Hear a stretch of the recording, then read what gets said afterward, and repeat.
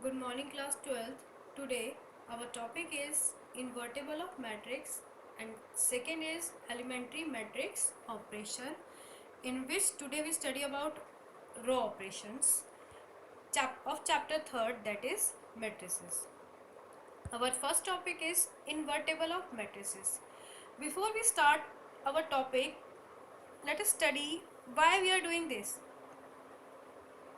In this exercise, you have to find the A inverse. What is A inverse? If we recall our previous classes, अगर हम अपनी पहले की classes में देखें तो आपको सपोज करिए कोई नंबर गिवन है -8। अब वो आपसे बोलते हैं कि इसमें एक ऐसा नंबर मल्टीप्लाई करिए कि आपके पास 1 आ जाए। तो आप किससे मल्टीप्लाई करेंगे? आप इसे मल्टीप्लाई करेंगे -1/8 से, तब आपके पास क्या आएगा? 1 आएगा। सेम थिंग अब हम अप्लाई करेंगे मैट्रिसेस में। अगर हमारे पास कोई एक मैट्रिसेस गिवन है और हमें कहा जा रहा है उसमें ऐसा क्या मल्टीप्लाई करें या उसके साथ ऐसी कौन सी मैट्रिक्स मल्टीप्लाई करें कि हमारे पास एक आइडेंटिटी मैट्रिक्स आ जाए, तो वो कैसे फाइंड आउट होगी, उसके लिए हम वर्क करेंगे हमारी एक्सरसाइज 3.4 में। सेम इनवर्स आप फाइंड आउट करेंगे chapter number 4 that is determinant में। वहाँ पे आप इनवर्स ही निकालेंगे by applying a formula. This exercise is a most important exercise for examination point of view. Mostly 6 mark के क्वेश्चन में आपको डिटर्मिनेंट और मैट्रिक्स में से इनवर्स का क्वेश्चन मिलेगा, तो जरा ध्यान से समझिएगा। If A is a square matrix of order m and if there exists another square matrix B of the same order m, अगर आपके पास कोई एक मैट्रिक्स है A जिसका ऑर्डर है m और कोई दूसरा स्क्वायर मैट्रिक्स है जिसका ऑर्डर B क्या है m, such that A B is equal to B है। आप A में B मल्टीप्लाई करें या B में A मल्टीप्लाई करें, आपके पास जो रिजल्ट आएगा that is an identity matrix. Then B is called the inverse matrix of A। तब आप B को क्या बोलेंगे? B जो है इनवर्स मैट्रिक्स है किसका? A का, और इसे डिनोट करेंगे A के ऊपर -1 के साइन से, that is A inverse. This is the representation of inverse. In that case A is set to be invertible. तो हम इस केस में A को क्या बोलेंगे? हम A को बोलेंगे इन्वर्टेबल, यानी कि जिसमें हमने जब उसके इन्वर्स को मल्टीप्लाई किया तो हमारे पास क्या निकल के आया? एक आइडेंटिटी मैट्रिक्स निकल के आया। यहाँ पे आपके पास एक A मैट्रिक्स है, दूसरा B मैट्रिक्स है। दोनों की ध्यान से देखिए, दोनों स्क्वायर मैट्रिक्स हैं। ऐसा नहीं है कि दोनों के जो ऑर्डर है वो डिफरेंट है, दोनों के ऑर्डर सेम है, दोनों 2/2 के हैं। जब आपने ए बी को मल्टीप्लाई किया तो आपके पास क्या निकल के आया? एक आइडेंटिटी मैट्रिक्स आया। सिमिलरली जब आप बी ए को मल्टीप्लाई करेंगे तब भी क्या निकल के आएगा? आपके पास एक आइडेंटिटी मैट्रिक्स निकल के आएगा। Thus B is the inverse of A. तो आप क्या बोलेंगे कि बी क्या है? इनवर्स है ए का। अगर बी ए का इनवर्स है तो ए भी तो इनवर्स होगा बी का। तो सेम थिंग है कि आप ए को बोले बी का इनवर्स या बी को बोले ए का इनवर्स, दोनों आपको क्या दे रहे हैं? दोनों की मल्टीप्लिकेशन आपको एक आइडेंटिटी मैट्रिक्स दे रही है। आपको याद रखना है क्या?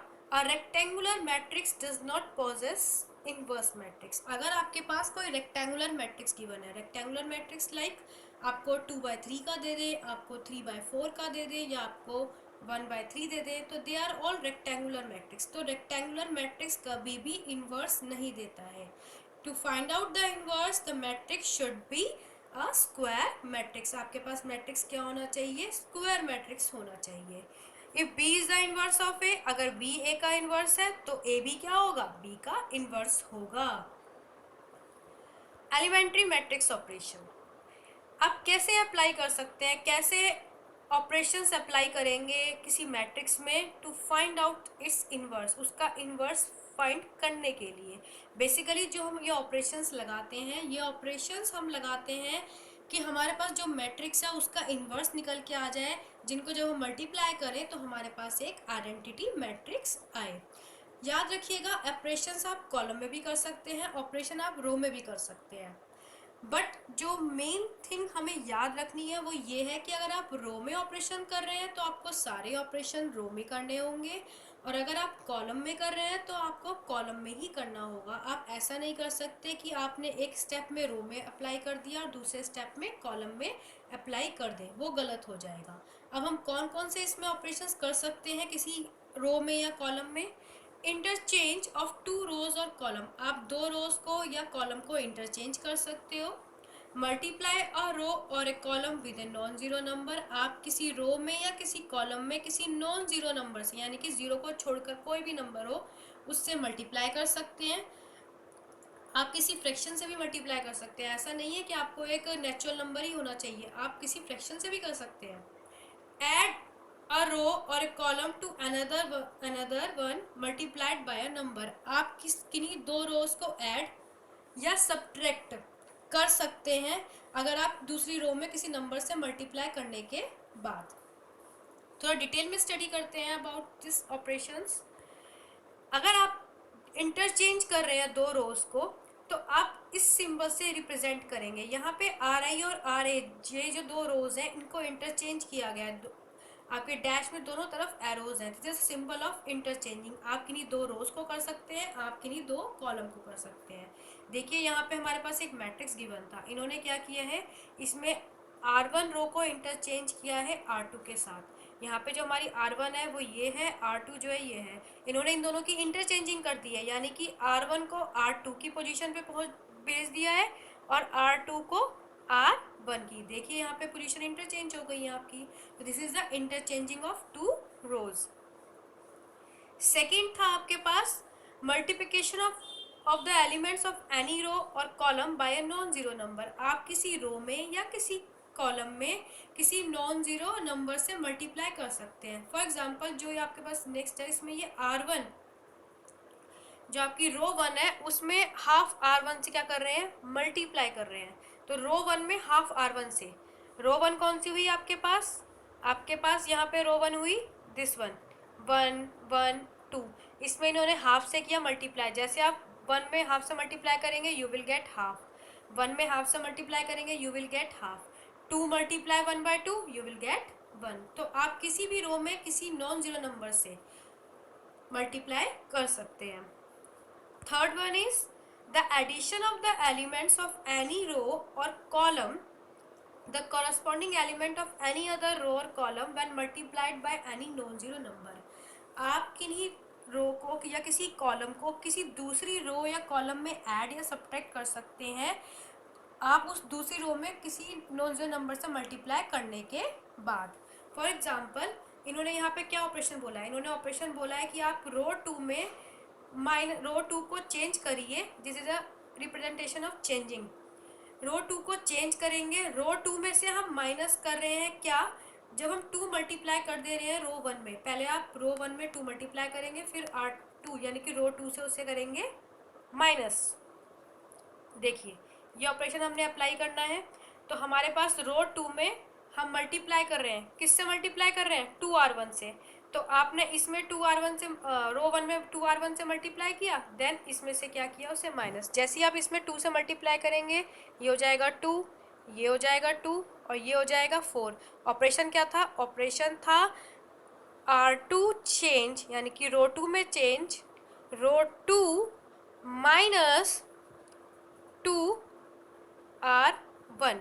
तो आप 3 - 2 करेंगे यू विल गेट 1, आप -4 लेंगे और माइनस यहाँ पे 2, 2 × 2 कितना हो गया, R2 था -4 और यहाँ पे 2 ऑलरेडी मल्टीप्लाई कर चुके हैं तो -2, आपके पास आ जाएगा -6। नेक्स्ट था आपके पास 5, 5 में से माइनस किया आपने, यहाँ पे 2 मल्टीप्लाई करने पे आपके पास आया 4 1। Let's take some example to understand the row operation more clearly। आपके पास गिवन है by using elementary operation apply करिए, find the inverse of the matrix, और इस मैट्रिक्स का इन्वर्स फाइंड आउट करिए। देखिए अगर आपके पास एग्जाम में आ रहा है by using elementary row operation तो आपको रो ऑपरेशन ही लगाने पड़ेंगे। अगर आता है कॉलम ऑपरेशन तो आपको कॉलम ऑपरेशन ही अप्लाई करना पड़ेगा। बट अगर एग्जाम में आता है बाय यूजिंग एलिमेंट्री ऑपरेशन तो it is your personal choice, whatever you want to apply you can apply. आप चाहते हैं रो ऑपरेशन अप्लाई करना, आप रो ऑपरेशन कर सकते हैं। आपको लगता है कि हम कॉलम कर सकते हैं तो कॉलम कर सकते हैं। तो वो आपकी अपनी पर्सनल चॉइस है। दोनों अगर आप अप्लाई करते हैं तो दोनों से आंसर जो निकल के आता है वो सेम ही आता है। There is no variation in the answer. Answer में कोई वेरिएशन नहीं आएगा। बट आपको याद रखना है एक रिप्रेजेंटेशन, जिससे हमें पता चलता है कि हमने रो ऑपरेशन अप्लाई करे हैं या कॉलम ऑपरेशन अप्लाई करे हैं। यहाँ पे जो एग्जांपल कंसीडर कर रही हूँ मैं आज, वो रो ऑपरेशन से कर रही हूँ। In the next video we will discuss about column operation. तो आपके पास जो क्वेश्चन है इसमें बोला गया है ऑपरेशन से फाइंड आउट करिए इस गिवन मैट्रिक्स का इनवर्स। तो इनवर्स कैसे निकालेंगे? देखिए, आपको निकालना है इनवर्स। वो रिप्रेजेंट किया हमने a is equal to I ए। मैंने क्या बोला था? मैंने बोला था कि अगर कोई मैट्रिक्स है उसमें जब हम उसके इनवर्स से मल्टीप्लाई करेंगे तो हमारे पास क्या आना चाहिए? आइडेंटिटी मैट्रिक्स आना चाहिए। यही चीज़ बोली थी मैंने आपको। तो जब इस ए को शिफ्ट करिए नेक्स्ट साइड, ये बेसिकली ए इनवर्स का मतलब क्या हुआ आपके पास? आपके पास ए इनवर्स का मतलब हुआ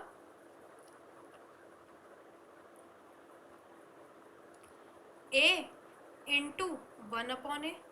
1/a को आप इनवर्स लिख सकते हैं इज इक्वल टू आई। तो जब ये आई यहाँ शिफ्ट होगा, ये वाला ए, तो ये बन जाएगा A is equal to I ए।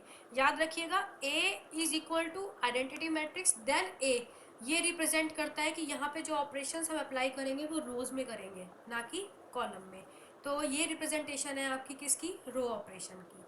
अब हमने क्या किया, ए की जगह पे लिखा जो मैट्रिक्स हमारे पास गिवन था वो, आई की जगह पे लिखा जो आइडेंटिटी मैट्रिक्स होता है, आप सबको पता है आइडेंटिटी मैट्रिक्स कैसे हैं, और साथ में लिखा ए। बेसिकली जो ये ए यहाँ पे जो ये मैट्रिक्स है हमें आइडेंटिटी मैट्रिक्स है, इसमें चेंजेस आते जाएंगे, यानी कि ये आपके पास ए इनवर्स निकल के आएगा।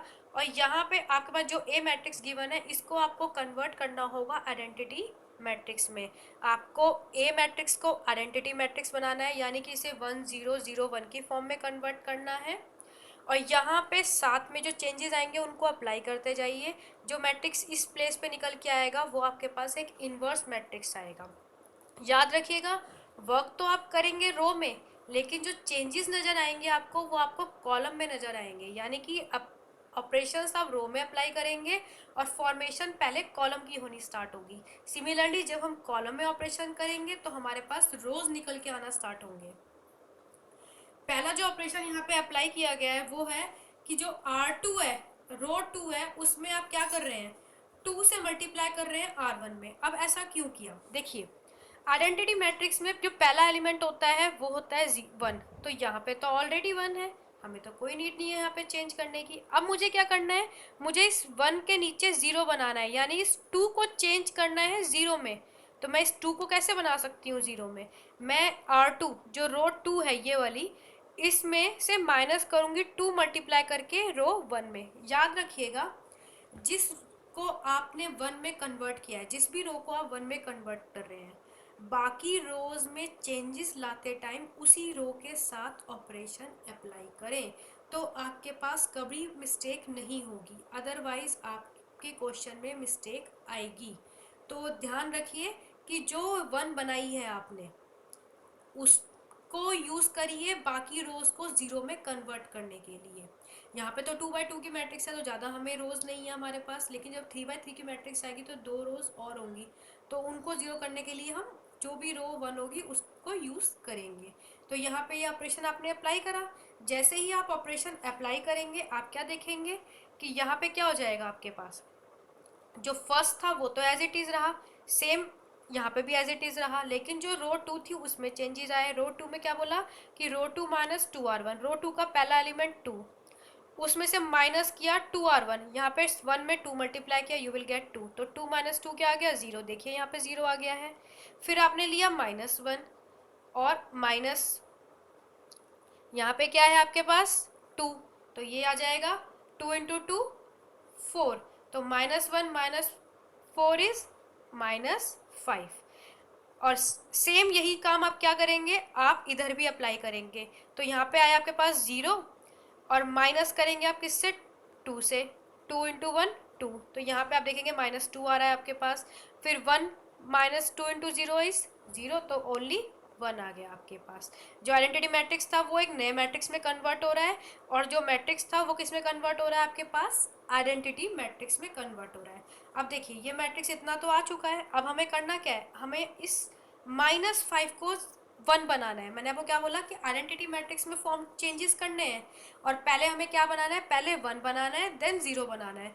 तो हमारे पास जो आइडेंटिटी मैट्रिक्स होता है उसमें होता है 1 0 देन 0 1, तो यानी कि इस -5 को सबसे पहले आप चेंज करेंगे। -5 को चेंज करने के लिए आप क्या करेंगे, -5 को चेंज करने के लिए आप रो सेकंड में -1/5 से कर देंगे मल्टीप्लाई। जैसे ही आप -1/5 से मल्टीप्लाई करेंगे आपके पास फॉर्म्ड होके आ जाएगा 1/0 2/1, और इधर से जो आपकी आइडेंटिटी मैट्रिक्स थी वो कन्वर्ट होके आ गया एक फ्रैक्शन मैट्रिक्स में। अब क्या रह गया, अब इस मैट्रिक्स में सिर्फ ये 2 रह गया, क्योंकि हमें इसे आइडेंटिटी मैट्रिक्स में कन्वर्ट करना है, दैट मीन्स इस 2 को हमें 0 बनाना है। तो आपने क्या किया, रो 1 में चेंज किया, रो 1 -2 R2 की जो रो 1 है उसमें से हम माइनस कर दें, अगर हम R2 जो रो थी उसमें 2 मल्टीप्लाई कर दें। मैंने आपको अभी बोला था कि जिसे 1 बनाया है उसको यूज़ करिए, तो उसमें हमने 2 से मल्टीप्लाई कर रहे हैं और उसको माइनस कर रहे हैं पहले मैट्रिक्स में से, तो आपके पास क्या निकल के आ जाएगा, 0 निकल के आ जाएगा। जो काम आपने on the left hand side किया है वही चीज़ आप राइट हैंड साइड भी करेंगे। तो आपके पास R1 में चेंज आया, R1 क्या था 1, इन्होंने कहा माइनस करो उसमें क्या 2 मल्टीप्लाई R2, यानी कि 2 इंटू 2/5, तो आपके पास 2 2 ज़ा 4 हो जाएगा, तो ये हो जाएगा 5 - 4/5, यू विल गेट 1/5। सिमिलरली आपके पास आ जाएगा 2/5। जो मैट्रिक्स यहाँ पे कन्वर्ट चेंज होके आ रहा है वो आपके पास क्या आएगा, एक इनवर्स मैट्रिक्स आएगा।